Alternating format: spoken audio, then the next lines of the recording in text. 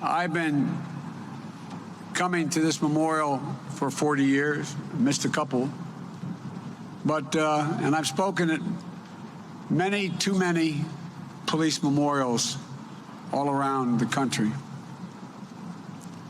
And it always amazes me how the public doesn't fully understand what we expect of our law enforcement officers.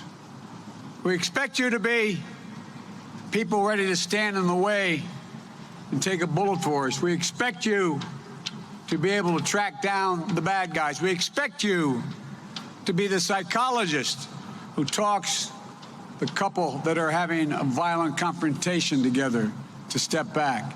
We expect you to be everything. We expect everything of you. And it's beyond the capacity of anyone to meet the total expectations. Being a cop today is one. A member of SEIU by the name of Wendy Coe years ago. Spent the whole day with her. The work she did during those long hours of that day was extraordinary. Taking care of an elderly woman who required everything that everyone requires. So Wendy was responsible for, and did it in a loving way, for food preparation, for helping the person she was caring for to actually get to the table where she would need to eat, changing her clothes, cleaning the bed from time to time, assisting the elderly lady with going to the bathroom, taking her on walks to uplift her spirit, and talking about the beauty of the day, and let's look and see this and that. It was extraordinary work. And then sometimes not knowing when the elderly woman would have fits where she needed support, she needed some emergency or, unscheduled kind of assistance around her health care. Wendy Coe did all this work in the course of one day. And I mention that to also highlight a point that you made about the training. A hell of a lot harder than it's ever been.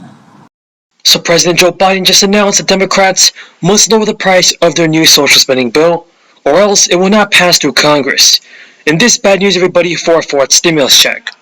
But still, you want to be sure to stay until the end of this video to find out the latest news about the fourth stimulus payments, and when the IRS might send them out. So be sure to stay until the end of this video, folks.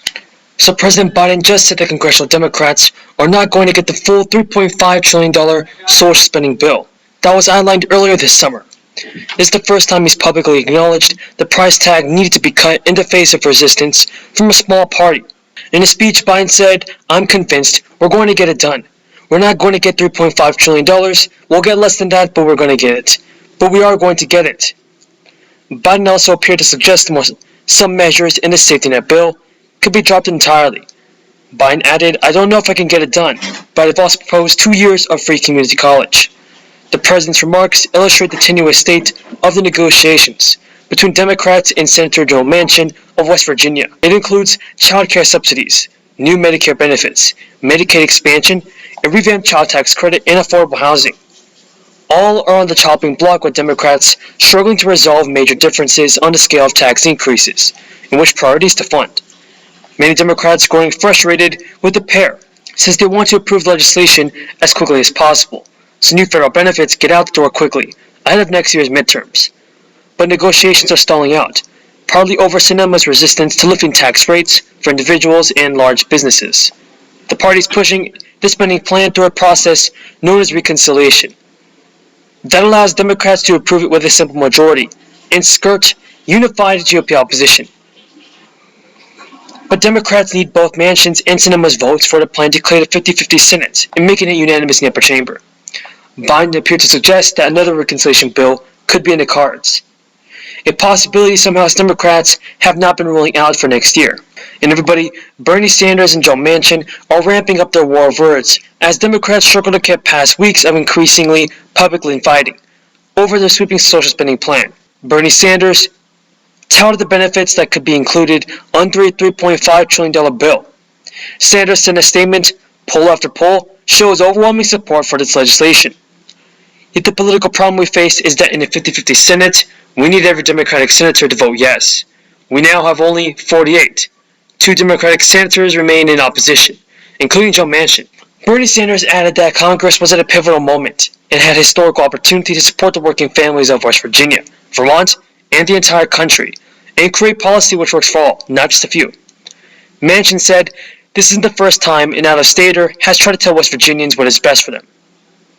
He added that Bernie Sanders was trying to throw more money on an already overheated economy. Manchin did help negotiate a roughly $1 trillion bipartisan infrastructure bill, which passed the Senate earlier this year. Sanders subsequently called for House progressives to tank the bill, which he voted for in the Senate. If House Speaker Nancy Pelosi brought it up with a sweeping social spending bill, the Democrats are passing under budget rules, known as reconciliation. After Manchin held a press conference last week to reiterate that he supports a $1.5 trillion plan, Sanders subsequently held 2 press conferences last week, where he urged the West Virginia Democrat and Kyrsten Sinema to be more specific about what they can accept in the spending bill. Bernie Sanders also joined progressives in a press call this week to try to hammer home the message to the senators or their spokespeople. They have stressed that they are in the talks with the White House, though many of the colleagues remain in the dark. Now, Republican lawmakers in the Senate are now proposing their own version of Joe Biden's infrastructure bill. The bill could include a possible fourth stimulus payment, as well as an increase in your Social Security benefits by $200 a month. But folks, nothing has been signed yet, and our politicians in Congress are still working out the details. But I want to know what you guys think. Should we get a $1,000 stimulus check every single month until the crisis is over? And should your Social Security benefits be increased by $200 per month? If you believe so, then let's get this video to 1,000 likes. So folks, Joe Biden will make a speech to Congress this week to outline his American Families Plan. According to White House Press Secretary Jen Psaki, the plan is expected to focus on policies, including paid family leave and community college. Jen Psaki also reiterated Joe Biden's pledge not to raise taxes on anyone making less than $400,000 a year. For now, everybody, the White House isn't giving any specifics on the fourth stimulus bill, but details have started to leak out about what Biden is aiming to be the second part of his infrastructure plan. The Washington Post has reported that childcare will be one of the largest efforts in the plan. Funding could be roughly $225 billion for this priority. Paid family leave is another key component of Biden's American Rescue Plan, everybody. In addition, guys, Joe Biden has stated that he wants 12 weeks of paid family and medical leave, and this could reportedly cost around $225 billion. Everybody, do you support a fourth stimulus check? If you do, then leave a comment down below saying, I agree. And That's why I propose 2 critical pieces of legislation being debated in Washington right now. They're both bills. They're not about left versus right. They're not about moderate versus progressive, or anything else that pits one American against another. These